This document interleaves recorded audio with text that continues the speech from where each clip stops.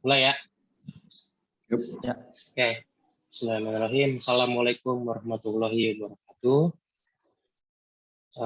Selamat siang yang kami hormati Bapak Sultan Faisal selaku dosen mata kuliah sistem terdistribusi.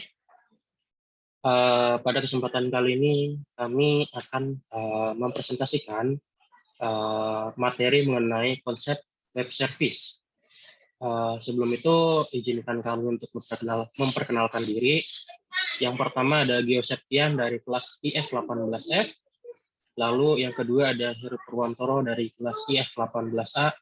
Yang ketiga ada Lukman Asyari dari kelas IF18E. Dan keempat ada Tridenda ada dari kelas IF18F.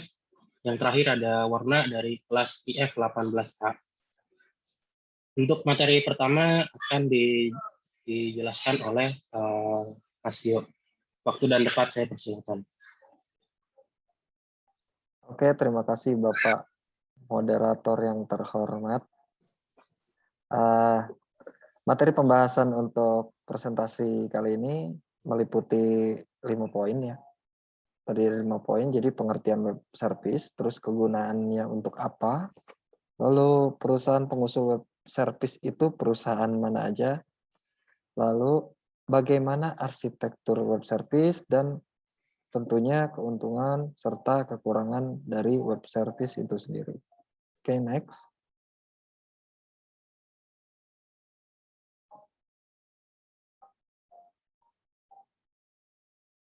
Oke, di sini ada pengertian web service. Jadi pada dasarnya paradigma dari pemrograman web adalah dimulai dari bahasa pemrograman terstruktur. Lalu OOP atau kependekan dari Object Oriented Programming dilanjutkan oleh komputasi terdistribusi, pertukaran data elektronik hingga World Wide Web, dan kini adalah web service. Jadi web service ini dapat didefinisikan sebagai suatu software atau perangkat lunak yang mendukung interoperabilitas serta interaksi antar sistem pada suatu jaringan. Jadi web service merupakan suatu fasilitas yang disediakan oleh website sebagai layanan dalam bentuk informasi kepada sistem lain, sehingga dapat terjadi interaksi di semua di semua sistem yang terlibat. Oke, next. Kegunaan web service itu sendiri, jadi web service itu dapat membantu perantara pada integrasi platform sepanjang eksekusi mesin virtual ya. Jadi integrasi antar web dan OO malware, integrasi dari aliran kerja terisolasi dan service, pertukaran data pada aplikasi yang berbeda-beda. Format penggunaan pada web service dibuat terbuka untuk semua platform sehingga mempermudah dalam penggunaan serta lebih menyeluruh. Keamanan juga lebih terjamin. Web service juga dapat diakses melalui protokol terbuka dan memanfaatkan web melalui SOAP atau singkatan dari Simple Object Access Protocol. Selain itu, web service juga menggunakan bahasa Web Service Description Language atau biasa disingkat sebagai WSDL, serta terintegrasi dalam Universal Discovery Description and Integration atau UDDI. Lalu kegunaan web service antara lain bisa sebagai routing dan pengiriman, security, management, and monitoring, schema and service design, akselerasi, mudah untuk mengembangkan dengan mekanisme semantic transport. Seperti itu. Next. Oke, untuk selanjutnya akan dibahas oleh Mas Tridenda. Oke. Ya. Silakan Mas Tridenda. Baik, terima kasih Mas G. Berikutnya yaitu perusahaan pengusul web service. Yang pertama ada Hewlett Packard Speak pada 199 adalah penyedia e-service. Selanjutnya Microsoft juga memperkenalkan web service pada tahun 2000. Microsoft juga mempertaruhkan nama perusahaan pada strategi web service ini. Dan sekarang setiap vendor mulai menjadi pemain. Selanjutnya, ini arsitektur web service. Sebuah web service memiliki bentuk arsitektur yang terdiri dari beberapa komponen, meliputi akses, SOAP, XML, Discover, UDI, XML, Registries, Describes, dan terakhir itu communication layer, HTTP, SMTP, serta protokol lainnya. Berikutnya, arsitektur web service yang tadi itu SOAP, Simple Object Access Protocol. Yang ini merupakan suatu protokol dan bertindak sebagai penyedia layanan pemaketan pesan dalam lingkungan terdistribusi menggunakan XML.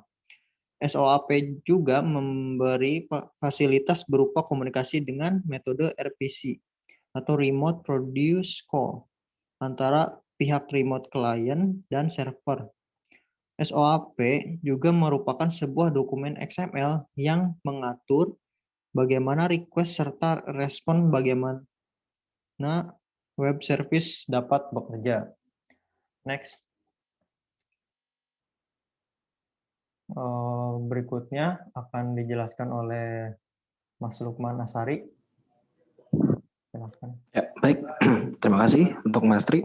Di sini saya akan melanjutkan materi dari arsitektur web service. Yang selanjutnya di sini ada XML atau Extensible Markup Language. Ini sama seperti HTML ya. Cuma XML ini merupakan salah satu meta markup language berupa teks biasa. Namun bedanya XML lebih difokuskan untuk penyimpanan data, bukan untuk tampilan. Pada XML data dapat disimpan secara ringkas dan mudah diatur ke depannya. Lalu XML juga suatu format penyimpanan data yang memungkinkan datanya dapat berpindah-pindah antar perangkat melalui internet atau jaringan komputer. Nah, sama halnya seperti HTML, XML juga terdapat tag-tag yang dapat kita tentukan sendiri agar data bisa ditata lebih terstruktur. Next. Yang selanjutnya ini ada WSDL atau Web Service Description Language. Ini termasuk ke dalam lingkup Service Description. WSDL juga berupa dokumen XML dan tugasnya untuk memberi penjelasan dalam web service tersedia metode apa saja. Selain itu, WSDL juga memberi penjelasan parameter yang memanggil metode serta hasil pemanggilannya. Next. Nah, yang selanjutnya ini ada UDDI. Yang terakhir adalah UDDI atau Universal Description, Discovery, and Integration.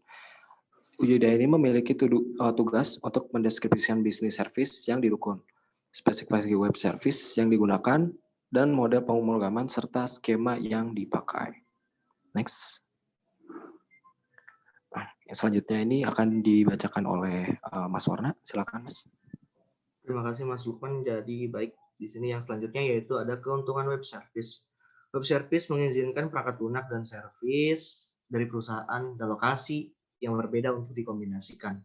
Web service mengizinkan penggunaan kembali servis dan komponen di dalam suatu infrastruktur. Web service dapat secara bebas digunakan atau loosely coupled, dengan demikian memudahkan suatu pendekatan terdistribusi ke peintegrasian aplikasi. Next. Yang selanjutnya yaitu ada kekurangan web service. Karakteristik standar web service saat ini masih dalam tahap pengembangan awal dibandingkan dengan open standar komputer terdistribusi yang lebih matang seperti Corba. Web service dapat saja memiliki kinerja yang lemah dibandingkan dengan pendekatan terdistribusi lainnya seperti RMI, Corba, dan DCOM. Mungkin itu yang dapat kami sampaikan. Saya kembalikan lagi ke moderator. Terima kasih.